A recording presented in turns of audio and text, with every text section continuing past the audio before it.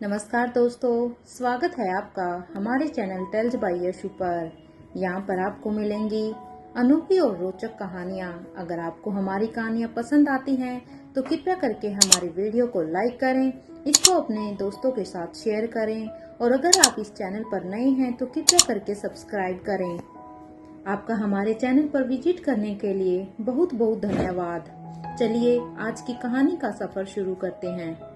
पिछले एपिसोड में हम सब ने सुना था नताशा यहाँ पर यशपाल अग्रवाल को कहती है कि बस 10 मिनट में उनका हायर किया हुआ चौपर अभी यहाँ पर आ जाएगा, उसके बाद वो दिल्ली के लिए रवाना हो जाएंगे।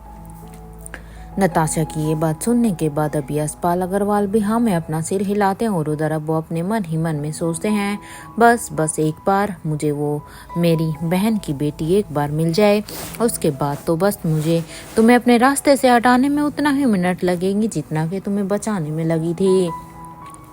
तो इधर दूसरी तरफ बूढ़े किंग के पैलेस में किंग अपने रूम की बालकनी में खड़े इधर अपनी ही सोच में थे कि तभी उनकी बालकनी की रेलिंग पर वहां पर एक पंछी आकर बैठ जाता है। तो वहीं किंग उसके साथ अब आई कांटेक्ट करते हुए ही उसके साथ बात करने लगते हैं। किंग बड़े ही ध्यान से उसकी बातों को समझ रहे थे। तो इधर उस पंछी की सारी बातों को सुनने के बाद अब वो वहां से जाने के लिए कहता है और इधर किंग भी अभी अपनी ही सोच में थे क्योंकि अब फिर से यहाँ पर मानो कुछ सोचने लगते हैं कि तभी उनके कानों में अब उनके रूम के दरवाजे के नोक होने की आवाज आती है। दरवाजे के नोक होने की आवाज को सुनकर किंग जैसे ही दरवाजे के पास जाकर उसे खोल देते हैं तो उसके सामने खड़ी उनके सामने वहां पर उनकी स्टैचू आकांक्षा खड़ी थी।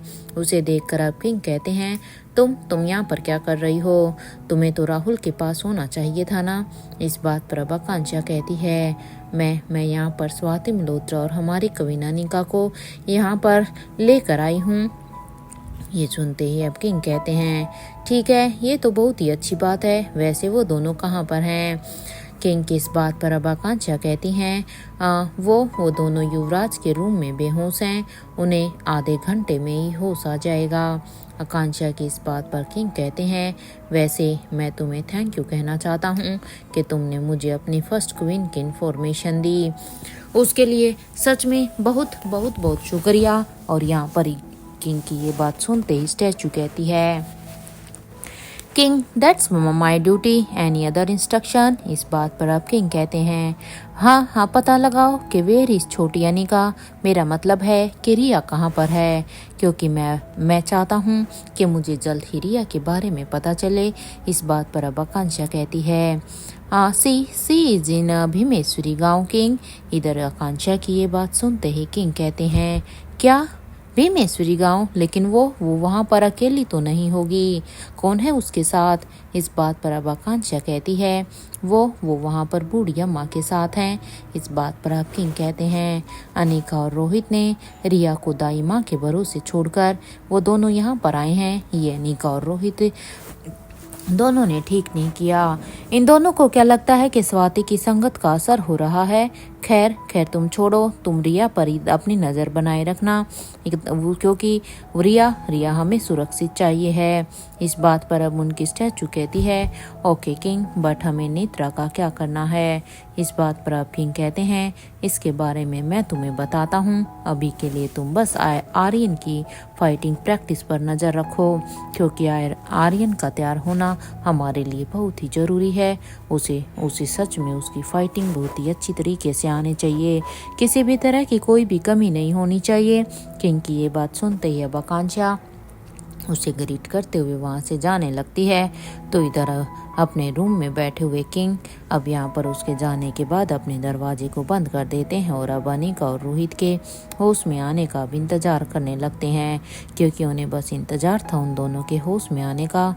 तो वहीं इधर दूसरी तरफ इंडिया में दिल्ली में गुलेरिया हाउस में शारदा यहाँ पर पूरे ही घर को सजाने में लगी हुई थी क्योंकि इतने समय के बाद यहाँ पर गुलेरिया हाउस के सदस्य लौट रहे थे। लेकिन यहाँ पर जितने उत्साह के साथ वो इस घर को सजाने में लगी थी उतना ही उसके मन में बहुत सारे सवाल भी थे। शारदा को देखकर ऐसे लग रहा था मानो उसे करण गुलेरिया के आने का इंतजार तो है और उनके आते ही वो सब कुछ पूछ सके, क्योंकि आखिर वो यहाँ पर देवराज गुलेरिया को गुलेरिया हाउस में लेकर क्यों आ रहे हैं।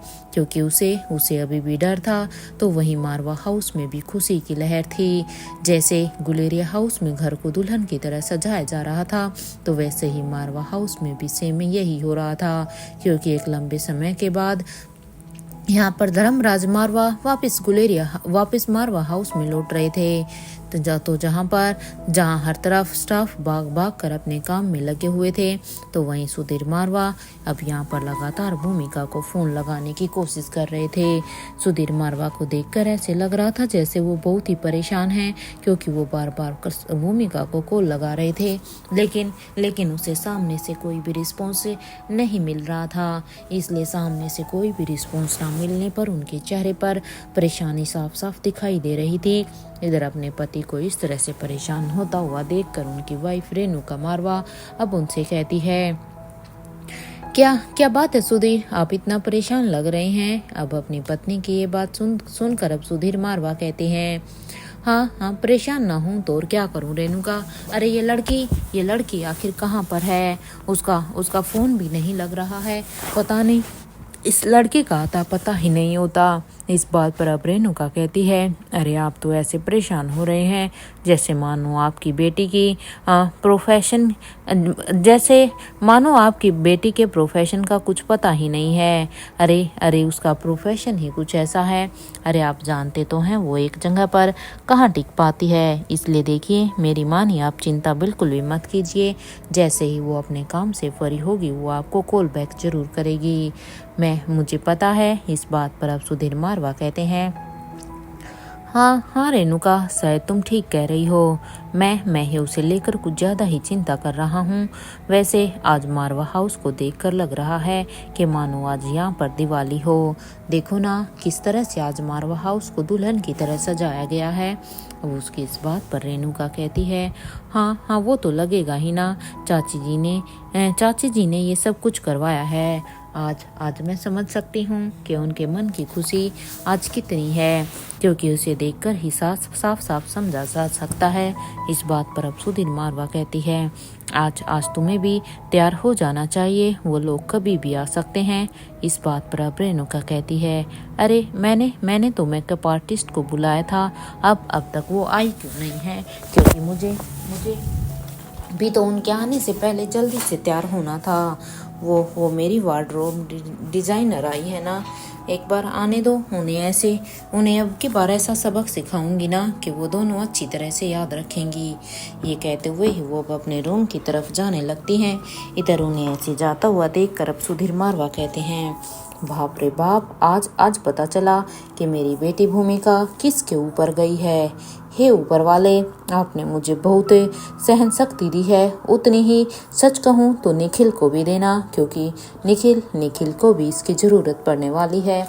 आज मुझे पता चला कि भूमिका इतना मेकअप क्यों करती है। अरे जब उसकी माँ ही इन सब के लिए इतना पहले से ही रेडी रहती है। God bless you Nikhil. ये कहते हुए ही वो अपने काम में लग जाते हैं। इधर मारवा हाउस के सीक्रेट लैब में एनी यहाँ पर काफ़ी वक्त से भूमिका और निखिल को कांटेक्ट करने की कोशिश कर रही थी, लेकिन वो एनी के बार बार कांटेक्ट करने के बाद भी निखिल और भूमिका कोई भी रिस्पॉन्स नहीं आ रहा था। इसलिए एनी अब जॉन से कहती है, जॉन अब क्या करें, क्योंकि निखिल और भूमिका का तो कोई रिस्पॉन्स ही नहीं आ रहा है, वो दोनों सुरक्षित तो होंगे ना। एनी की इस बात पर अब जॉन कहता है, हमें यहाँ पर अनिका मैडम ने सभी की सेफ्टी के लिए रखा हुआ है एनी, और सबकी सेफ्टी रखना हमारे लिए उतना ही ज़रूरी है। According to my perspective you have to go. ये सुनते ही अब बहनी कहती है, I thought you are right.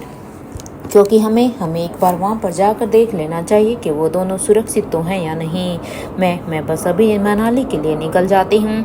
और ये कहते हुए यानी इधर अपनी पॉकेट से अपना मास्क निकाल कर पहन लेती है उन दोनों के पास जाने के लिए। और वो वहाँ के मार्केट वाले रास्ते से की तरफ से अब मारवा हाउस से बाहर जाने लगती है।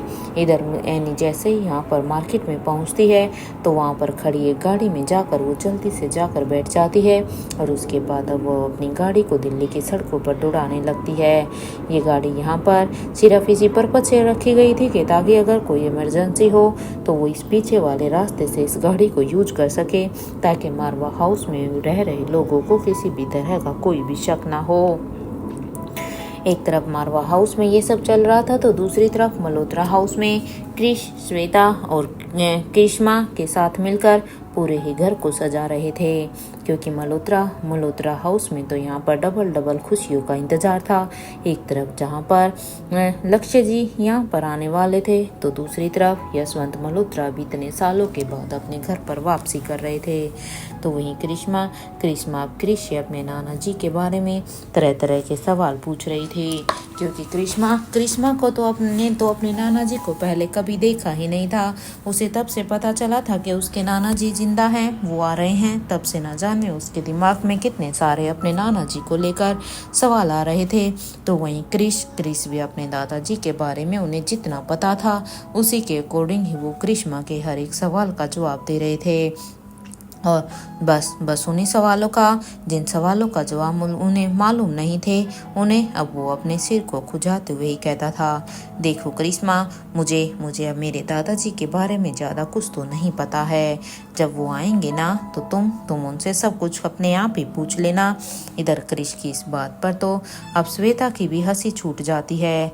इधर श्वेता को इस तरह से उसके ऊपर हंसता हुआ देखकर अब क्रिश कहता है, तू क्यों खी करके कर रही है? हाँ, अगर तुझे दादाजी के बारे में कुछ पता है तो तू ही बच्ची को बता देना। मैंने कौन सा गलत कहा श्वेता? हाँ, जब मुझे जिस चीज़ के बारे में पता नहीं है भला मैं वो कैसे बता सकता हूँ। इस बात पर अब श्वेता कहती है, अरे मैं कैसे बता सकती हूँ क्रिश, जब दादाजी की डेथ हुई थी मैं तो थी ही नहीं। इस बात पर अब क्रिश कहता है, अरे यार, जब मम्मी ही नहीं थी तो हम दोनों कहाँ से होते? वैसे तू तो आज बहुत खुश होगी ना, क्योंकि तेरे लक्ष्य जी भी तो यहाँ पर आ रहे हैं। क्योंकि यहाँ पर बात सिर्फ दादाजी की नहीं बल्कि लक्ष्य जी की भी है। इस बात को सुनकर अब श्वेता के गाल तो एकदम से ही एप्पल की तरह लाल हो गए थे।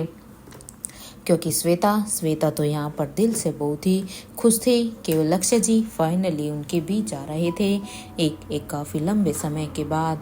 इसलिए वो शर्माते हुए वहाँ से अपने रूम की तरफ जाने लगती हैं। इधर उसे ऐसे जाते हुए देखकर अब करिश्मा कहती है, क्रिश भैया, ये श्वेता दीदी को क्या हो गया? हाँ, अभी तो वो इतना खिलखिला कर हंस रही थी और अब वो सीधा ही बिना कुछ कहे अपने कमरे में जा रही है। वो इस तरह से कहाँ चली गई? इस बात पर अब क्रिश कहता है, आप ये सब ध्यान मत दो करिश्मा, आप कितनी अच्छी तरह से बुके को रेडी कर रही हो। I am so proud of you. आप ऐसे ही इसे कंटिन्यू करते रहो। इधर ये सुनते ही अब करिश्मा कहती है, ओ रियली, आपको पसंद आया? इस बात पर अब क्रिश कहता है, बहुत सुंदर है, इसलिए मुझे पसंद क्यों नहीं आएगा? ये सुनते ही अब करिश्मा कहती है, डैड भी मुझे ऐसे ही अप्रिशिएट करते थे। और ये कहते हुए ही करिश्मा के चेहरे पर फिर से एक उदासी छा जाती है। तो और वो वहाँ से उस जगह पर चली जाती है जहाँ पर उसके मॉम और डैड की एक तस्वीर लगी हुई थी और उनकी तस्वीर पर हार भी टंगा हुआ था। अब उसे देखकर अब करिश्मा की आंखों में आंसू आने लगते हैं, क्योंकि वो भी यहाँ पर अपने मॉम और डैड को काफ़ी याद कर रही थी। तो यहाँ क्रिश जब करिश्मा को ऐसे इमोशनल होते हुए देखता है तो अब उसे चीयर अप करने में लग जाता है, क्योंकि वो करिश्मा को बिल्कुल भी ऐसे नहीं छोड़ सकता था। क्रिश समझ जाता है कि इस समय वो अपने मॉम और डैड को बहुत याद कर रही है और ऐसे पल में अब वो उसे थोड़ा सा खुश रखने के लिए अलग अलग तरह की एक्टिंग करने लगता है। तो इधर दूसरी तरफ पेरिस में बूढ़े किंग के पैलेस में, इधर क्योंकि यहाँ पर अनिका और स्वाति मल्होत्रा दोनों ही यहाँ पर बेहोश थी, इसलिए जब उन्हें होश आता है तो वो दोनों ही अब अपने सिर पर अपना हाथ रखते हुए वो दोनों उठती हैं। क्योंकि दोनों का सिर काफ़ी भारी भारी लग रहा था। जब वो यहाँ पर उठकर अपने आसपास देखती हैं तो अब स्वाति मल्होत्रा अनिका से कहती है, हम बूढ़े किंग के पैलेस में हैं, है ना अनिका। इस बात पर अब अनिका भी हाँ में अपना सिर हिला देती है और अब अनिका कहती है, ये नाना जी ने अपने स्टैचू को कितना एडवांस बनाया है। अरे उसकी हरकत देखकर तो मैं खुद ही शौक हो जाती हूँ। अनिका की ये बात सुनते ही अब स्वाति मल्होत्रा कहती है, उस बूढ़े की इतनी भी तारीफ करने की जरूरत नहीं है अनिका। पता नहीं उन्होंने क्यों बुलाया है। अरे मेरे ख्याल से हमें उनके रूम में चलना चाहिए, ये जानने के लिए कि आखिर उन्हें हमसे क्या काम था। और हाँ, उस आकांक्षा पर ज़्यादा भरोसा मत करना। वो उस बूढ़े के अलावा और किसी की भी कमांड नहीं सुनती हैं। वो बस उसी की कमांड के अकॉर्डिंग ही काम करती हैं, भले ही हम चाहे कुछ भी क्यों ना सोचते रहें। इस बात पर अब अनिका कहती है, हाँ माँ आप सही कह रही हैं। वो सिर्फ नाना जी की ही बातें सुनती हैं और किसी की भी नहीं। और ये कहते हुए ही अनिका अब अपने बेड से उठकर बाथरूम में की तरफ बढ़ जाती है और बाथरूम में जाने के बाद अनिका सबसे पहले अपना फेस वॉश करती है और इधर अपने मुंह को धोने के बाद वो जैसे ही वापस से बाहर आती है तो उसके बाद अब स्वाति मल्होत्रा भी बाथरूम में जाकर अब सबसे पहले अपने चेहरे को धोती है, क्योंकि दोनों ही यहाँ पर एक बेहोशी में एक गहरी नींद में थी, इसलिए दोनों सबसे पहले अपने अपने चेहरे को धोती हैं और उसके बाद अब फ्रेश होने के बाद वो फिर से अपने रूम में आकर दोनों ही अब खुद को रेडी करती हैं। तो इधर अब यहाँ पर स्वाति अब खुद को रेडी करते हुए कहती है, अनिका तुम्हारे पास एक भी अच्छी हेयर एक्सेसरीज नहीं है। ये सुनते ही अब अनिका कहती है, दो रूम छोड़कर रिया का रूम है माँ, आप अगर चाहें तो उनके रूम से वो सारी की सारी एक्सेसरीज यूज कर सकती हैं। अनिका की इस बात पर स्वाति मल्होत्रा कहती है, रहने दो अनिका, अगर मैंने रिया के रूम से कुछ भी बोरो किया ना तो आगे मेरे लिए प्रॉब्लम हो जाएगी। अभी मैं ऐसे ही चलती हूँ। और इधर अपनी माँ की ये बात सुनते ही अब यहाँ पर अनिका अपना सिंपल सा एक रबड़ बैंड देते हुए कहती है, अभी आप इसके साथ ही काम चला लीजिए माँ। ये सुनते ही स्वाति भी अब उस रबड़ बैंड को लेकर अपने बालों को टाई करने लगती है और अब अपने बालों को बांधने के बाद वो अनिका से कहती हैं, चले अनिका। इधर उनके इस बात पर अनिका भी हाँ में अपना सिर हिला देती हैं और वो दोनों जैसे अब अपने रूम से बाहर निकलती हैं तो सामने से आते हुए उन्हें आर्यन और अलेक्जेंडर दोनों ही भाई आते हुए दिखाई देते हैं। उन्हें ऐसे देखकर अब अनिका और स्वाति के चेहरे पर एक स्माइल आ जाती है और अब स्वाति और जैसे ही वो चारों आमने सामने होते हैं तो अब अनिका अपने दोनों ही बेटों के पास आने ही वाली थी कि तभी आर्यन अब उसे वहीं पर ही रोकते हुए ही कहता है, मॉम प्लीज स्टॉप, मैं भी अपनी फाइटिंग प्रैक्टिस करके आ रहा हूँ। वह पसीने से पूरा भीग गया हूँ माँ। मोम मैं प्लीज अभी नहीं, अभी मैं आपको हग नहीं कर सकता हूँ। Lots of jumps in my body. इस बात पर अब स्वाति मल्होत्रा कहती है, चलो आर्यन का तो समझ में आ गया है कि वो कहाँ था, वो अपनी फाइटिंग प्रैक्टिस करके आ रहा है, लेकिन अलेक्जेंडर आप कहाँ पर थे। इस बात का जवाब देते हुए अलेक्जेंडर भी कहता है, नो नानी माँ, बड़ी ने मुझे एनिमल्स और बर्ड्स के साथ टाइम स्पेंड करने के लिए कहा था, इसलिए मैं बस वहाँ पर उन सब के साथ टाइम स्पेंड कर रहा था। ये सुनते ही अब स्वाति मल्होत्रा कहती है, बड़ी सीरियसली, अरे वो बूढ़ा किसी का भी बड़ी नहीं हो सकता है। इधर अपनी नानी माँ के मुंह से अपने बड़ी के लिए ये शब्द सुनकर अब अलेक्जेंडर स्वाति मल्होत्रा को घूर घूर कर देखने लगता है, क्योंकि उसे अपने बड़ी के लिए ये शब्द बूढ़ा शब्द बिल्कुल भी अच्छा नहीं लगता। अलेक्जेंडर जब यहाँ पर स्वाति मल्होत्रा की तरफ घूर घूर कर देख रहा था तो यहाँ पर अनिका ने इस सब चीजों को नोटिस कर लिया था। अनिका को पता था कि अलेक्जेंडर अपने बड़ी के बारे में यानी कि नाना जी के बारे में कुछ भी उल्टा सीधा नहीं सुन सकता है, इसलिए वो यहाँ पर इसलिए ऐसे अपनी नानी माँ को देख रहा है। इसलिए अनिका यहाँ पर जल्दी से सिचुएशन को हैंडल करते हुए ही कहती है, बच्चों आप दोनों अभी अपने रूम में जाकर फ्रेश हो जाइए। मोम बस थोड़ी ही देर में आपको वहीं पर ही आकर आप दोनों से मिलती है, डोंट वरी। और ये कहते हुए अनिका अब बच्चों को उनके कमरे की तरफ जाने के लिए कहती है तो इधर खुद स्वाति मल्होत्रा के साथ अब एलिवेटर की तरफ जाने लगती है। तो वहीं अलेक्जेंडर जो कि अभी अपनी जगह पर ही खड़ा होकर गुस्से में बस उन दोनों को ही जाते हुए देखता है। इधर अपने भाई को इस तरह से गुस्से में घूरता हुआ देखकर अब आर्यन कहता है, रिलैक्स रिलैक्स ब्रो, तुम इतना क्यों सोच रहे हो? अरे वो नानी माँ ने बस ऐसे ही कह दिया था, इसलिए अब चलो, ज्यादा सोचने की जरूरत नहीं है। इधर आर्यन की ये बात सुनते ही अब अलेक्जेंडर कहता है, मैं नाराज नहीं हूँ, बस मुझे बुरा लगता है जब भी कोई मेरे बड़ी के बारे में कुछ भी उल्टा सीधा कहता है। आर्यन, पता नहीं क्यों मैं अपने बड़ी के बारे में कोई भी चीज बर्दाश्त नहीं कर पाता। जहाँ एक तरफ दोनों ही भाई अपने अपने रूम में एक दूसरे से बातें करते हुए चले जाते हैं, तो वहीं दूसरी तरफ इधर अनिका और स्वाति ये दोनों ही जैसे यहाँ पर एलिवेटर से टॉप फ्लोर की तरफ आती हैं, तो जैसे ही यहाँ पर लिफ्ट खुली तो अपने सामने यहाँ पर सीधे ही आकांक्षा को देखकर पहले तो वो दोनों अब एक दूसरे की तरफ देखती हैं और उसके बाद सामने खड़ी आकांक्षा को और उसे देखते हुए ही वो दोनों अब अपने ख्यालों में चली जाती हैं। जब अनिका रोहित के पैलेस में रेडी होकर अपने रूम में आ गई थी, तो वहाँ आने के बाद अब रोहित कहता है, अनिका देखो, एक बार राहुल से जरूर मिल लेना, एक बार उसे अच्छी तरह से एक बार और अच्छे से एग्जामिन कर लो। रोहित की इस बात पर अनिका कहती है, ऑफ कोर्स मिस्टर मारवा, ये भी कोई कहने की बात है क्या? अरे मैं एक डॉक्टर हूँ और मेरा काम मुझे अच्छी तरह से आता है। मुझे पता है मुझे राहुल को एग्जामिन करना है। इसके बाद अब यहाँ पर रोहित अब अनिका की तरफ बढ़ता है और रोहित अब यहाँ पर अनिका को हक करता है और अनिका को हक करते हुए ही वो उसे और अब स्वाति मल्होत्रा को बाय बोलता है। तो वहीं अनिका और स्वाति दोनों ही अब उस रूम से बाहर निकलकर अब एलिवेटर से मेडिकल फ्लोर की तरफ जाने लगती हैं। इधर कुछ ही देर के बाद वो जैसे ही वहां पर पहुंचती हैं, तो इधर स्वाति मल्होत्रा अब राहुल को देखकर और अब उसके चेहरे पर एक स्माइल आ जाती है और अब वो उसके सामने जाकर कहती है, अब कैसा महसूस कर रहे हो तुम? इधर स्वाति मल्होत्रा की इस बात पर अब राहुल कहता है, I am perfectly all right, वैसे मेरी डॉक्टर बहुत अच्छी है। और ये कहते हुए ही वो अनिका को देखकर एक स्माइल करता है और एक आंख मारता है।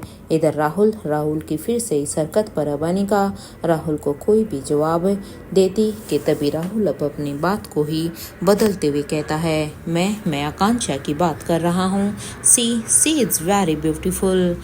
मेरा तो दिल ही सच कहूँ तो अब आकांक्षा के ऊपर आ गया है। इधर राहुल के मुंह से ये बात सुनते ही अनिका के चेहरे पर एक स्माइल आ जाती है और अब वो कहती है, go ahead, she is perfect for you. और ये कहते हुए ही अनिका अब आकांक्षा से कहती है, सुनो, कल राहुल के बैंडेज को हटा देना, मुझे और माँ को कुछ जरूरी काम से बाहर जाना है।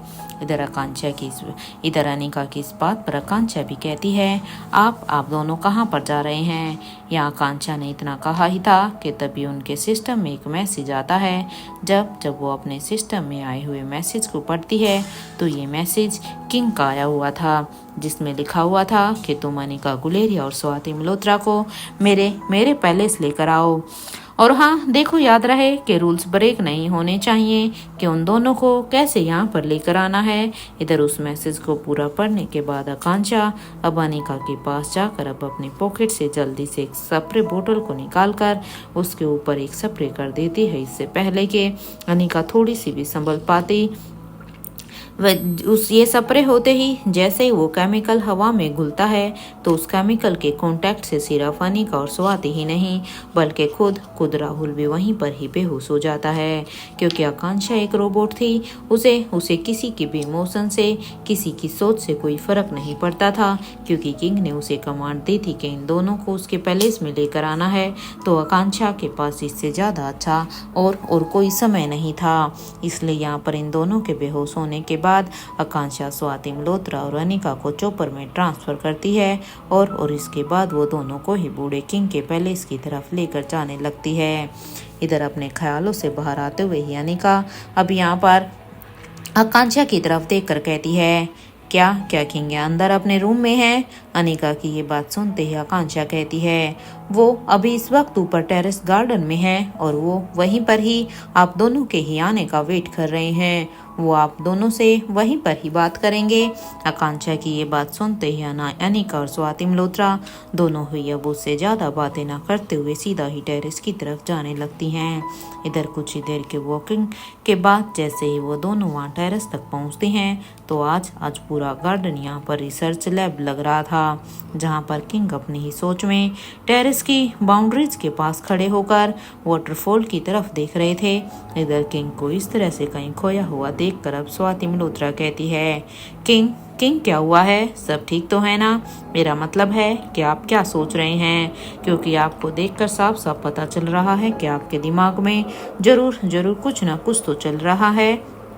तो बताइए आप क्या सोच रहे हैं? ये सुनते ही अब किंग कहते हैं, तुम होती कौन हो मुझसे सवाल करने वाली कि मैं क्या सोच रहा हूँ? वैसे सच कहूँ तो तुम्हारी बेवकूफ़ियों से मैं अब तंग आ गया हूँ स्वाति। इधर किंग की ये बात सुनते ही अब स्वाति मल्होत्रा कहती है, अभी क्या किया है मैंने? हाँ, जो आप मेरी बेवकूफ़ियाँ बता रहे हो। इस बात पर अब किंग कोई भी जवाब नहीं देते हैं, वो चुप हो जाते हैं और अब वो यहाँ पर उसे बिना कोई जवाब देते हुए अनिका की तरफ देखते हैं और अब अनिका से कहते हैं, इसका तो ऐसे ही चलता रहेगा, इसे इग्नोर करो। वहाँ सामने तुम्हारी ज़रूरत की कुछ चीज़ें रखी हुई हैं, जाओ जाकर उनका यूज़ करो और हाँ, अपनी माँ को भी अपने साथ ही लेकर जाओ, वरना अगर ये यहाँ पर रही ना तो मुझे सच में ये औरत पागल कर देगी। किंग की इस बात का जवाब स्वाति मल्होत्रा अच्छे तरीके से देने ही वाली थी, लेकिन बिना कुछ कहे ही वो वहाँ से जाने लगती है। जिस तरह स्वाति और अनिका को किंग ने भेजा था, वहाँ पर lab coat, hair cap, eye glasses और ग्लव्स थे। उन्हें ऐसे देखकर अब स्वाति मल्होत्रा कहती है, ये क्या यहाँ हमें कोई एक्सपेरिमेंट करने के लिए बुलाया है? इधर स्वाति की ये बात सुनते ही अनिका कहती है, माँ इसे पहनने के बाद ही हमें इसके बारे में पता चलने वाला है, इसलिए अभी नो मोर ऑप्शन, नो मोर आर्गुमेंट, अभी बस हम ये पहन लेते हैं। और ये कहते हुए ही अब अनिका खुद ये सब पहनने लगती है। तो अनिका को ऐसे इन सब चीज़ों को पहनता हुआ देखकर अब स्वाति मल्होत्रा भी ने पहन लेते हैं और वो दोनों अब जल्दी से रेडी होने लगते हैं। और कुछ ही देर के बाद वो दोनों जैसे ही किंग के पास आते हैं तो अनिका कहती है, नाना जी हम आ गए हैं। अनिका की ये बात सुनते ही अब किंग कहते हैं, मेरी दी हुई डायरी को तुमने पढ़ा? इस बात पर अब अनिका कहती हैं, जी अभी नहीं। इस बात पर अब किंग कहते हैं, तुमने 6 महीने में क्या किया है अनिका? अरे अपने पति के लिए परेशान थी सिर्फ, हाँ बस यही किया है ना? और अपने बच्चों का ख्याल रखती थी, इसके अलावा क्या किया है अनिका तुमने?